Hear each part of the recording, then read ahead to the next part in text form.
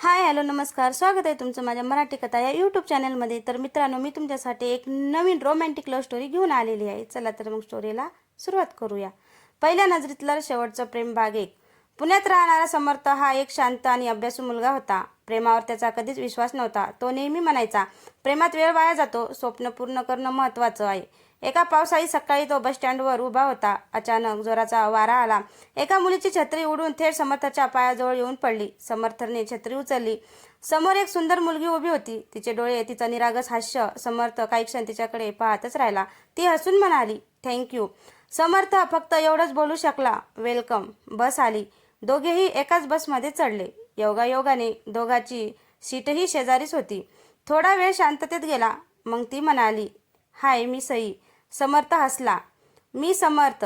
संपूर्ण प्रवासात दोघांच्या गप्पा सुरू झाल्या। बस थांबली। उतरण्यापूर्वी सई हसत म्हणाली, पुन्हा भेटूया।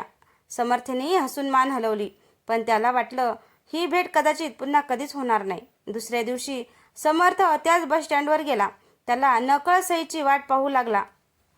5 मिनिट झाली, 10 मिनिट झाली, 15 मिनिट झाली, पण सई आलीच नाही। समर्थच्या चेहऱ्यावर निराशा दिसू लागली। तेवढ्यात त्याच्या खांद्यावर कोणीतरी हलकेच हात ठेवला। तो मागे वळला। समोर सई उभी होती। ती हसत म्हणाली, मला माहिती होतं तू माझी वाट पाहशील। समर्थ आश्चर्याने सईकडे पाहत राहिला। तुला कसं कळलं मी तुझी वाट पाहत असेल? सई हसली, कारण काल तू निरोप घेतानाही पुन्हा भेटण्याची आशा डोळ्यात ठेवली होती। समर्थ लाजत म्हणाला, खरं सांगायचं तर कालपासून तू सतत आठवत होतीस। दोघेही हसले। बस आली। यावेळीही दोघे एकत्र बसले। प्रवासभर गप्पा रंगल्या। सईला चित्रकला आवडायची, समर्थला पुस्तक वाचायला आणि गिटार वाजवायला। दोघांच्या आवडी वेगळ्या होत्या, पण मन मात्र जुळत होती। दिवस पुढे सरकत गेले। आता रोज सकाळची बस, एकत्र चहा आणि गप्पा हा त्यांचा नित्यक्रम झाला होता। एके दिवशी पाऊस सुरू झाला। दोघं एका छोट्याशा टपरीवर थांबले। समर्थने 2 गरम चहाचे कप घेतले। सईने कप हातात घेत म्हणाली, मला पावसाळ्यातला चहा खूप आवडतो। समर्थ हसला, आजपासून मलाही। सई हसत म्हणाली, माझ्या आवडी इतक्या पटकन का स्वीकारतोस? समर्थ तिच्याकडे पाहत म्हणाला, कारण तुझं हसणं पाहण्यासाठी काहीही करावंसं वाटतं। हे ऐकून सईच्या गालावर हलकीशी लाली उमटली। त्या दिवशी संध्याकाळी समर्थ घरी पोहोचला। मोबाईल उघडला तर सईचा मेसेज आला होता, आजचा दिवस खूप छान गेला, धन्यवाद। समर्थने उत्तर दिलं, माझ्यासाठीही, उद्या पुन्हा भेटू। सईने लगेच एक हार्ट इमोजी पाठवला। समर्थच्या चेहऱ्यावर नकळत हसू उमटलं। त्याला जाणवलं तो हळूहळू सईच्या प्रेमात पडत होता, पण सईच्या मनातही त्याच्यासाठी तसंच प्रेम होतं का? दुसऱ्या दिवशी सकाळी समर्थ नेहमीपेक्षा लवकर बस स्टँडवर पोहोचला। हातात 2 चहाचे कप होते। काही वेळाने सई आली। ती हसत म्हणाली, आज तर माझ्या आधीच आलास? समर्थ हसत म्हणाला, तुझ्यासोबत 5 मिनिटं जास्त घालवण्यासाठी।